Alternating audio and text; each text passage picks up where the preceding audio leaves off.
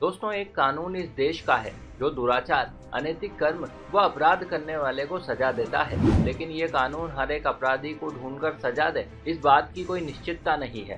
कहने का अर्थ यह है कि कई अपराधी थोड़ी बहुत चालाकी करके सजा से बच जाते हैं, लेकिन एक कानून इससे भी बड़ा है जिससे कोई भी अपराधी बच नहीं सकता, और वो कानून है ऊपर वाले का। वैसे इसी क्रम में आज हम आपको गरुड़ पुराण में दी गई जानकारियों के आधार पर दुष्ट पुरुषों द्वारा किए जाने वाले 5 दुष्कर्म व उनकी सजाओं के बारे में बताने जा रहे हैं, जिसे जानकर आप निश्चित ही हैरान रह जाएंगे। लेकिन कथा शुरू करने से पहले यदि अभी तक आपने इस चैनल को सब्सक्राइब, वीडियो को लाइक व शेयर नहीं किया है तो जल्दी से कीजिए, ताकि आगे भी आपको सनातन धर्म से जुड़ी ऐसी ज्ञानवर्धक व रोचक जानकारियाँ प्राप्त हो सके। नमस्कार और एक बार फिर स्वागत है आप सभी का आपके अपने वीडियो कलेश यूट्यूब चैनल पर।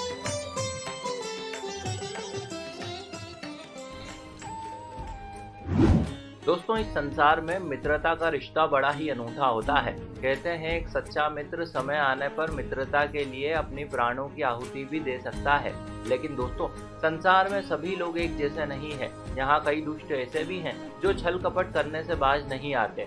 ये लोग अवसर का उचित लाभ उठाते हुए अपने ही मित्र की पत्नी को बहला फुसलाकर उसके साथ अनैतिक संबंध स्थापित कर लेते हैं। किंतु दोस्तों, इन मूर्खों को ये पता नहीं है कि न सिर्फ नैतिक या सामाजिक अपितु धार्मिक दृष्टिकोण से भी ये कृत्य घोर पाप की श्रेणी में आता है। इस संबंध में गरुड़ पुराण कहता है कि जब कोई व्यक्ति अपने सच्चे मित्र से छल कपट कर उसकी पत्नी के साथ यौनाचार करता है या मन ही मन इस प्रकार की वासना या कुदृष्टि डालता है, तो मृत्यु उपरांत उसके सूक्ष्म शरीर को विभिन्न प्रकार की यातनाएं भुगतनी तो पड़ती ही है, और तो और अगले जन्म में उसे गधे के रूप में धरती पर आना पड़ता है, और फिर इन्हें अपनी भूल पर भयंकर पछतावा होता है। चलिए अब बात करते हैं दूसरे पाप की। दोस्तों, आपको तो पता ही है कि संसार में किसी भी मनुष्य का जीवन बिना परिजनों की सहायता के संभव नहीं है। उन्हीं की कृपा से आज हम इस संसार में आए। यदि वे न होते तो संभव था कि हम इस संसार को देख भी नहीं पाते। निश्चित ही वे हमारे पूज्य हैं और आजीवन इस सब के लिए हम उनके आभारी भी रहेंगे। लेकिन क्या आपको पता है कि कोई इससे भी ऊपर है? शास्त्रों के अनुसार हमारे माता पिता से भी ऊंचा स्थान हमारे गुरु का होता है। जी हाँ, दरअसल गुरु ही इस संसार का एकमात्र ऐसा प्राणी है जो आपको शिखर तक पहुंचाता है। अब जरा सोचिए, यदि गुरु ना हो तो क्या कभी हमें ज्ञान की प्राप्ति हो सकती है? और क्या कभी बिना ज्ञान के हम वास्तविक सुखों को भोग सकेंगे? निश्चित ही नहीं। लेकिन दोस्तों, संसार में कुछ ऐसे धूर्त भी हैं जो देव स्वरूप गुरु के साथ भी ठगी कर बैठते हैं। यह दुष्टजन अवसर का उचित लाभ उठाते हुए अपनी गुरु माता के साथ ही यौनाचार जैसा नीच कृत्य करने से भी नहीं डरते हैं। हालांकि इन मूर्खों को ये पता नहीं है कि अपनी गुरु माता के सतीत्व को भंग करने के लिए कितनी बड़ी सजा मिलती है। दरअसल इस संदर्भ में गरुड़ पुराण कहता है कि यदि कोई दुष्ट अपनी पूज्य गुरु माता के साथ किसी प्रकार के बल अथवा छल से संबंध बनाता है तो मृत्यु उपरांत उसे नर्क की शेर के साथ साथ अगले जन्म में गिरगिट के रूप में धरती पर आकर अपनी भूल सुधारनी पड़ती है। चलिए अब बात करते हैं तीसरे पाप की। दोस्तों, हमारे हिंदू धर्म में कन्याओं का बहुत ही महत्व है। देश में आज भी कई ऐसे स्थान हैं जहां कुमारी कन्याओं को देवी माता के समान पूजा जाता है। और तो और शास्त्रों में ये भी बताया गया है कि कन्यादान करने से माता पिता या कन्यादान करने वाले को सौभाग्य तथा सहस्त्रों गुना पुण्य फल की प्राप्ति होती है, जिससे कि मनुष्य के जन्म जन्मांतरों के पाप धुल जाते हैं। कहते हैं यदि कोई कन्या अपने माता पिता की थाली में से भोजन ग्रहण कर ले तो साक्षात यमराज भी उसके प्राण नहीं हर सकते हैं।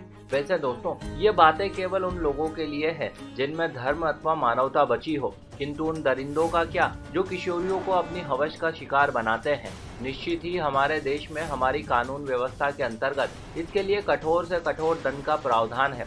लेकिन अब प्रश्न ये उठता है कि क्या वास्तव में कानून सभी को सजा दे पाता है? नहीं दोस्तों, आपको तो पता ही है कई दुष्ट ऐसे भी धरती पर जिंदा है जिन्होंने कानून की कमियों का लाभ उठाते हुए कईयों को अपनी हवस का शिकार बनाया है। लेकिन दोस्तों, भले ही ये कुकर्मी इस देश के कानून से बच जाए, भले ही ये समाज की दृष्टि में खुद को निर्दोष साबित कर दे, परंतु ये उस सर्वशक्तिमान ईश्वर की दृष्टि से कभी भी नहीं बच सकेंगे। उसके द्वारा बनाए गए कानून के अनुसार निश्चित ही मरने के बाद इन्हें नर्क की कठोर यातनाएं भुगतनी पड़ेगी। परंतु मजा तो तब आएगा जब अगले जन्म में इन्हें अजगर के रूप में धरती पर आना पड़ेगा। और अजगर ही इसलिए क्योंकि अजगर ही कुछ एक ऐसे जीवों में सम्मिलित है जिन्हें संभोग का सुख प्राप्त नहीं होता। दरअसल होता यूं है कि मादा अजगर नर अजगर से मिलन किए बिना ही स्वयं गर्भ धारण कर गर्भकाल पूरा होने पर अंडे देती है। इसे अलैंगिक प्रजनन कहा जाता है। अतः इसी दशा में नर अजगर अपने वर्षों के जीवन काल में बिना समागम किए इसे ही मर जाता है। इसे कहते हैं जैसी करनी वैसी भरनी। चलिए अब बात करते हैं चौथे पाप की। दोस्तों, पुरुषों के लिए स्त्री की प्रकृति समझना कुछ अत्यंत ही दुष्कर कृत्यों में से एक है।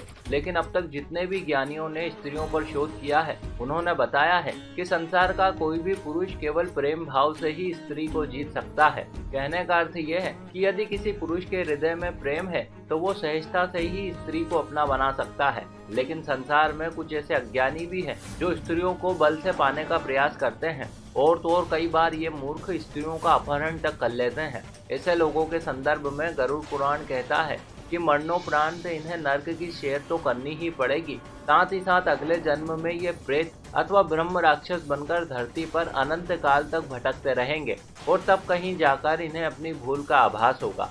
चलिए अब बात करते हैं पांचवें पाप की। दोस्तों, यदि ध्यान से देखा जाए तो संसार की प्रत्येक स्त्री पुरुष से सिर्फ इतना ही चाहती है कि वो उसका सम्मान करे, कभी उसका शोषण ना करे और सबसे बड़ी बात कि वो उस पर कभी कीचड़ न उछाले। लेकिन हर किसी को ये बात समझाना मुश्किल है। संसार में कई लोग ऐसे भी हैं जो नारियों का अपमान कर स्वयं को गौरवान्वित महसूस करते हैं। हालांकि अपराध करते समय इन दुष्टों को इस बात का भान नहीं रहता कि समय आने पर इनका भी न्याय किया जाएगा। ऐसे लोगों के संदर्भ में गरुड़ पुराण कहता है कि मरने के बाद इन्हें भयंकर दंड तो भुगतना पड़ेगा ही, अपितु अगले जन्म में इन्हें नपुंसक बनकर पुनः इस धरती पर आना पड़ेगा और तब कहीं जाकर इन्हें अपनी चूक का आभास होगा। तो दोस्तों, ये थे 5 प्रकार के कुकर्म व उनसे मिलने वाली सजाएं जो किसी भी हाल में दुष्कर्मियों को भुगतनी ही पड़ती है। आशा करते हैं आपको हमारा प्रस्तुतिकरण व प्रयास जरूर अच्छा लगा होगा। आपने हमें इतने प्रेम से सुना, इस सब के लिए आपका बहुत बहुत आभार।